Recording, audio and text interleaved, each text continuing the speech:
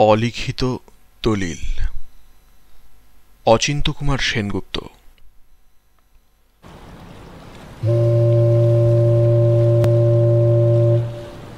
সন্ধে হতেই কুয়াশা।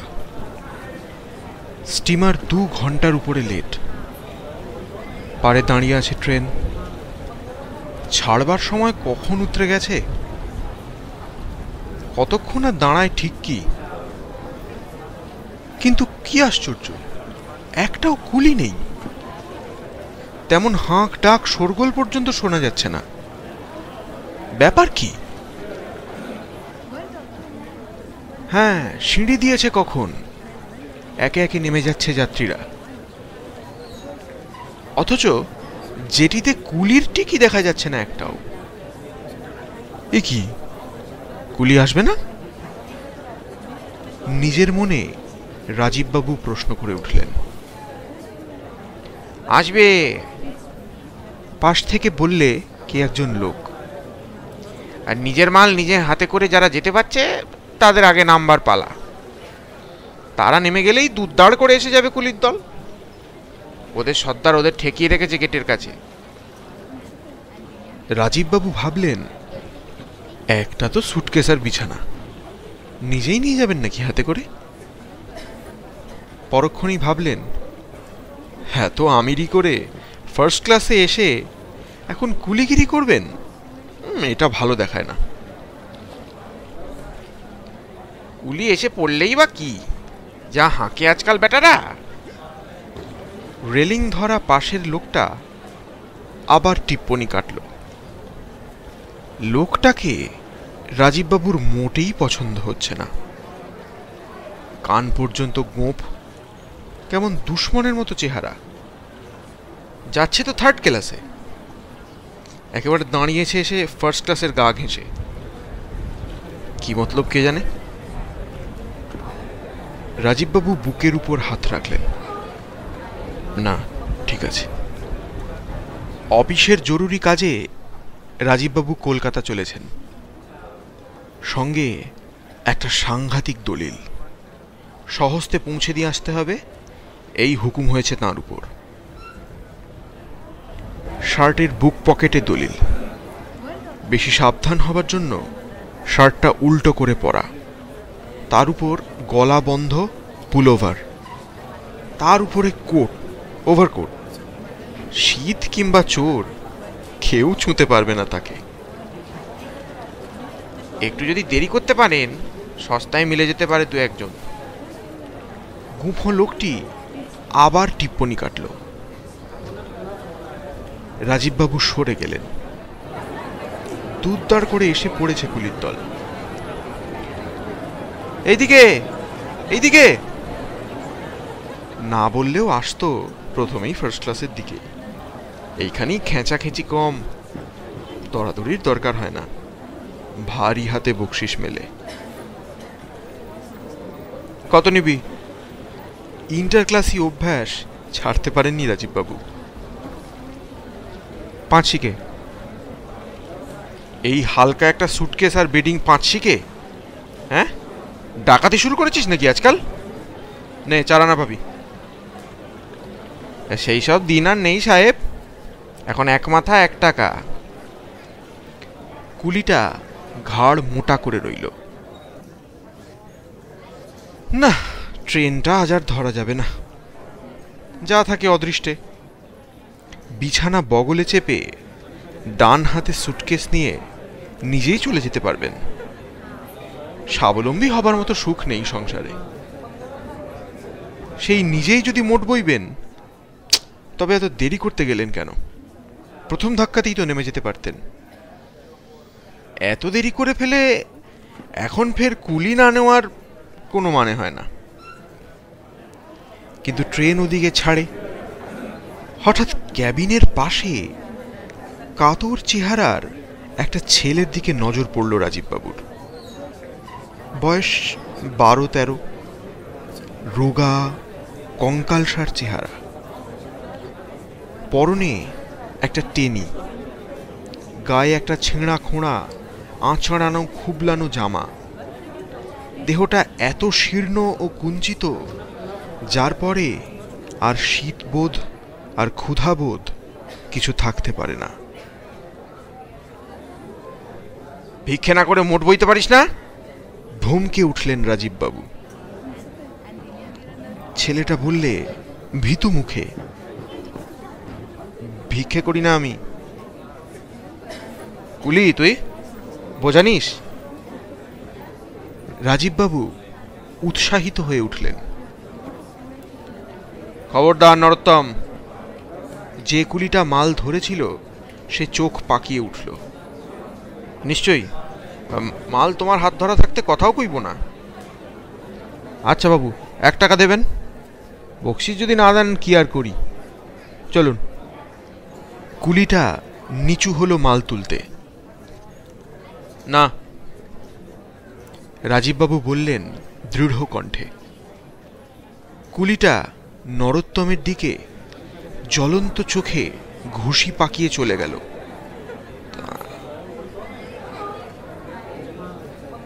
কুলি তুই? রাজীববাবু জিজ্ঞেস করলেন নরম গলায়।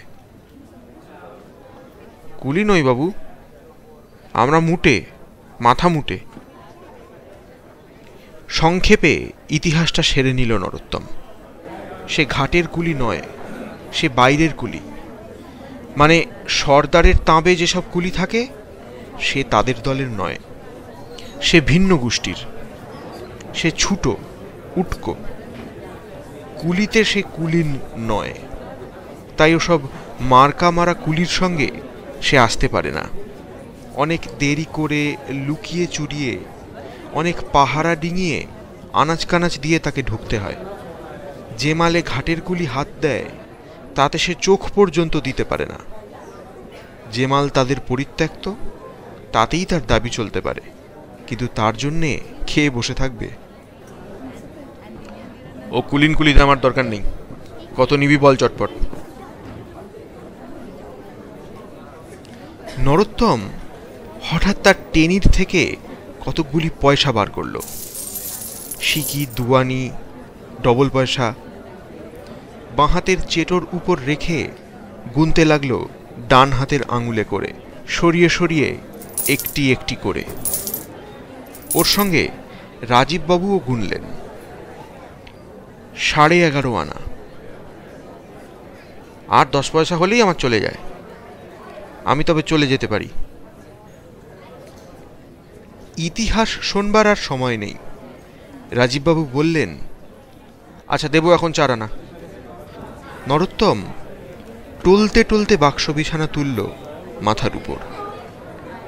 দেখিস ফেলে দিস না যেন। টালটা ঠেকিয়ে দিলেন রাজীববাবু। এর চেয়ে কত ভারী মোটনি।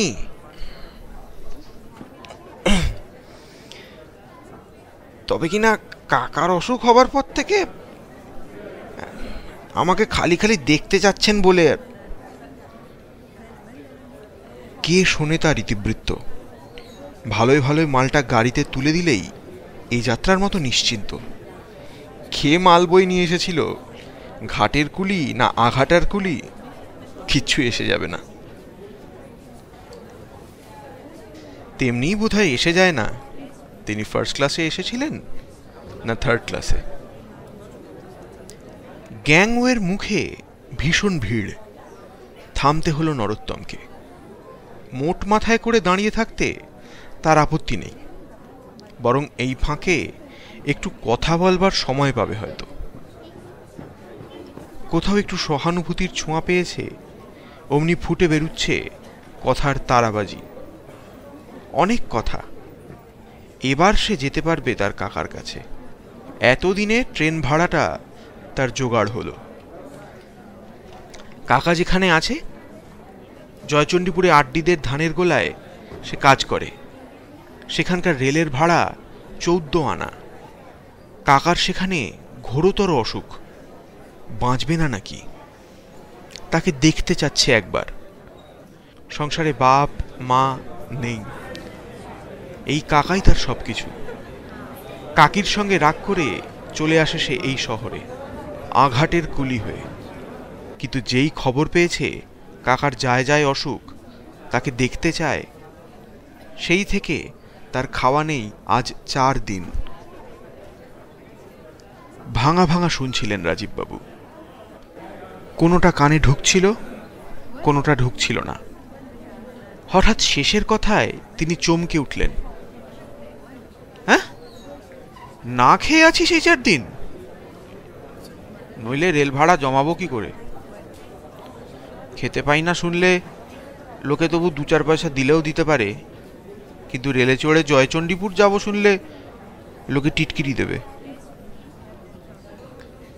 তক্তার পথটা খানিকটা হালকা হয়েছে। নড়বড়ে ঘাড়ে চলতে চলতে নরোত্তম বললে, খেতে পাই না বললেও আজকাল কেউ পয়সা দেয় না। বলে কাপড়ের দুর্ভিক্ষ সব দিকে, ভাতের দুর্ভিক্ষ আর কোথায়? তুই যে এখনো সেই সাবেক কথাই বলছিস। সবাই ঠাট্টা করে, তাই পেটের খিদের কথা কাউকে বলিনি হুজুর। পড়িমড়ি করে দিনরাত্রির কুলিগিরি করছি। ঘাটের কুলির ছাড়া মাল ধরেছি। 4 দিনে মোটে এই 11.5 আনা হয়েছে। 14 আনা হলেই চলে যাব জয়চণ্ডীপুর। কাকার চোখ বোঝবার আগে। সে কি কথা? রাজীববাবু বললেন অন্যমনস্কের মতো, আগে খাওয়া, পরে অন্য সব। খেয়ে নিয়ে গায়ে জোর পেলে চাই কি ওই 14 আনার রাস্তা তো তুই হেঁটেই মেরে দিতে পারিস। লোকে তো কত চালাকি ফিকির করেও। এই গাড়ি, হ্যাঁ এই কামরা, এই যে টিকিট লাগানো আছে। মাল তুলে দিল নরোত্তম। তারপর অন্ধকারে হঠাৎ কোথায় অদৃশ্য হয়ে গেল। বিছানাটা পেতে নিয়েই রাজীববাবু তাকিয়ে দেখলেন নরোত্তম নেই। বুকের উপর হাত রেখে দলিলের খাঁজটি অনুভব করতে পারলেন না। দেখলেন স্টিমারের সেই গুঁফো লোকটা প্ল্যাটফর্মে পাইচারি করছে। সর্বনাশ হয়েছে তাহলে। ওই আঘাতের কুলিটাই তাহলে ওর সাকরেদ। কিন্তু কিন্তু ভোজবাজিতে দলিল উপে যেতে পারে নাকি কাপড়ের পাহাড় ভেদ করে? গাড়িতে উঠে একের পর এক জামা খুলে দেখতে লাগলেন রাজীববাবু। না, ঠিকই আছে দলিল। শার্টটা উল্টো করে পড়েছেন বলে বুকের উপর হাত রাখা উচিত ছিল তার ডান দিকে, বাঁ দিকে নয়। কিন্তু ভাড়া না নিয়ে কুলি ছোঁড়াটা হঠাৎ হাওয়া হয়ে গেল কোথায়? ও জয়চণ্ডীপুরের টিকিট কিনবে না? পুরো পয়সা কই ওর কাছে? নিশ্চয়ই কোনো সূক্ষ্ম মতলব আছে ওই গুম্ফবানের। তখন থেকে হাঁটছে প্ল্যাটফর্মে আর আড় চোখে তার দিকে তাকাচ্ছে। গার্ড যাচ্ছিল কাছ দিয়ে হেঁটে। রাজীববাবু জিজ্ঞেস করলেন, কত দেরি আর ছাড়বার? 42 মিনিট। মনে মনে হাসলেন রাজীববাবু। নেমে পড়লেন। ব্ল্যাক আউটের স্টেশনে তাকাতে লাগলেন ইতিউতি। নরোত্তমের সন্ধানে নয়, রেস্টুরেন্টের সন্ধানে। ভয় নাই, ঠিক সময় ঠিক হাজির হবে নরোত্তম। খাবার অর্ডার দিলেন। কি অসম্ভব দাম! তবু ফার্স্ট ক্লাসের প্যাসেঞ্জার হয়ে ডিনার না খেয়ে নিলে মান থাকে না। সর্বনাশ, ওই গুঁফো লোকটাও আর একটা টেবিলে খেতে বসেছে। বুকের ঠিক জায়গায় হাত রাখলেন রাজীববাবু। না, ঠিক আছে দলিল। আরো একজন খেতে বসেছে। খেতে বসেছে স্টিমারের হোটেলে। সবচেয়ে রদ্দি ও সস্তা সে খাবার, তারই দাম 8 আনা। শুধু ভাত, ডাল আর একটা ঘ্যাঁট। মাছের টুকরো কত একখানা? 2 আনা। দাও, দিয়ে দাও। যা থাকে বরাতে খেয়ে নি, আগে খাওয়া পরে অন্য সব। আর ওই টকটা কত করে? হাতা 6 পয়সা করে। সব মিলে 11.5 আনাই হলো। চেটে পুটে পেট ঢাক করে খেয়ে নিল নরোত্তম। ইঞ্জিন এসে লেগেছে গাড়িতে, গলগলিয়ে ধোঁয়া ছাড়ছে। টিকিট কিনল কই আর নরোত্তম? তবে কি যাবে না সে জয়চণ্ডীপুরে? ভুলে গেছে সে তার কাকাকে? সে কি এখন ঘুমোবে নাকি? যদি সে খোঁড়া হতো, লাঠি চেপে চেপে ভিক্ষে করতে করতে চলে যেত রেলে চেপে। যদি কানা হতো, যেত হাঁড়ি বাজিয়ে গান করতে করতে। যদি ফিরিওয়ালা হতো, দাঁতের মাজন আর হাজা পোড়ার ওষুধ বিক্রি করতে করতে। ভিক্ষুকের ছাড়পত্র তার নেই, নেই তার ফিরিওয়ালার লাইসেন্স। সে এই জীবনের আঘাতের কুলি। গাড়ি ছাড়ে ছাড়ে, তবু নরোত্তম এলো না তার পয়সা চাইতে। রাজীববাবু চিন্তিত হলেন, এ কি নতুন ষড়যন্ত্র? গাড়ি ছেড়ে দিল। আলো নিভিয়ে ওভারকোটের উপর লেপ চাপিয়ে রাজীববাবু শুয়ে পড়লেন। হু হু করে গাড়ি চলেছে। ঘুমোবেন না করেও ঘুমিয়ে পড়লেন রাজীববাবু। কতদূর চলে এসেছেন কে জানে। হঠাৎ তার ভয়ানক শীত করতে লাগলো। যার যত কাপড় তার তত শীত। বুঝলেন, গা থেকে লেপটা নিচের দিকে মেজের উপর লুটিয়ে পড়েছে। শুধু লুটিয়েই পড়েনি, লেপটা সরে যাচ্ছে আস্তে আস্তে, সরে যাচ্ছে বেঞ্চির নিচের দিকে। দস্তুর মতো হাঁটতে চলতে নড়তে চড়তে শুরু করেছে। চোর চোর, ডাকাত ডাকাত, মার্ডার মার্ডার! রাজীববাবু গর্দভ মর্দিত কণ্ঠে চেঁচাতে শুরু করলেন। কোথায় আলো, কোথায় অ্যালার্ম চেন? রাজীববাবু পাগলের মতো এলো পাথাড়ি ছুটোছুটি করতে লাগলেন। শিয়রের কাছেই যে ঝুলন্ত অ্যালার্ম চেন, নজরেই এলো না। চিরকাল ইন্টারে চড়েছেন। হাতড়াতে লাগলেন দরজার উপরের দেওয়ালটা। না, পেয়েছেন অ্যালার্ম চেন। টানতেই গাড়িটা থামল না, থামলো আরো অনেকটা দূর হেঁটে গিয়ে। কিন্তু থামবার আগেই দরজা খুলে চলন্ত গাড়ি থেকে লোকটা নেমে গেছে কায়দা করে। লোকটা নেমে যেতেই রাজীববাবু নিঃসংশয় হয়ে আলো জ্বালাতে পারলেন। সব জিনিসই ঠিক আছে, কিন্তু তার দলিল? বুক হাতড়ে দেখলেন সব সমতল, খাঁজ নেই। আমার আমার দলিল দলিল নিয়ে পালালো! ধরো ধরো! সবাই ধরে ফেলল সহজেই।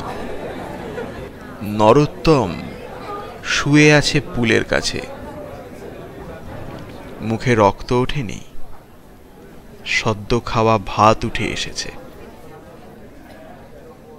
না, ঠিক আছে দলিলটা। তাড়াতাড়িতে আবার পকেটের দিগ্ভ্রম হয়েছিল তার। এই সেই ছড়াটা চুরি করতে ঢুকেছিল আমার কামরাতে, লুকিয়েছিল বেঞ্চির তলায়, গা থেকে লেপ টেনে নিচ্ছিল। তাড়া করতেই লাভ দিয়েছে মরিয়ার মতো। নিয়েছে কিছু? পারেনি নিতে। মানিব্যাগটা ছিল বালিশের ওয়ারের খোলে। চোর ছাড়া আর কি। এই মস্ত বড় ট্রেনের সংসারে কেউ তার আপনার নেই, কেউ তাকে চেনে না, চেনে বলে স্বীকার করতেও প্রস্তুত নয়। সঙ্গে তার একটা ফুটো পয়সাও নেই। কোথাও তার পাওনা আছে কিনা সেই হিসাবেরও নিকাশ মেলে না কোথাও। লাশ দিয়ে দিও সামনে স্টেশন মাস্টারের জিম্মায়। ফের চলল গাড়ি। কিন্তু রাজীববাবুর কেবলই সন্দেহ হতে লাগলো তাঁর দলিল আর অটুট নেই পকেটে। যা আছে তা শুধু শূন্য সাদা কাগজ। এক এক করে জামা খুলে বার করলেন সে দলিল। ঠিক আছে, কিন্তু এ কি? সাদা উল্টো পিঠে এসব কি লেখা? বাংলা অক্ষরে কাঁচা আঁকাবাঁকা হরফে মনে মনে যেন স্পষ্ট পড়লেন রাজীববাবু, তুমিই আমাকে চোর বানিয়েছ। শুধু তাই নয়, আমার 4 আনা পয়সা নিয়েছ চুরি করে। হঠাৎ থেমে পড়ল গাড়ি। স্টেশন জয়চণ্ডীপুর।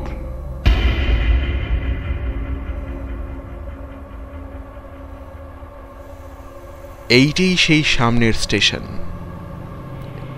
এইখানেই লাশ নামিয়ে দিল স্টেশন মাস্টারের হেফাজতে।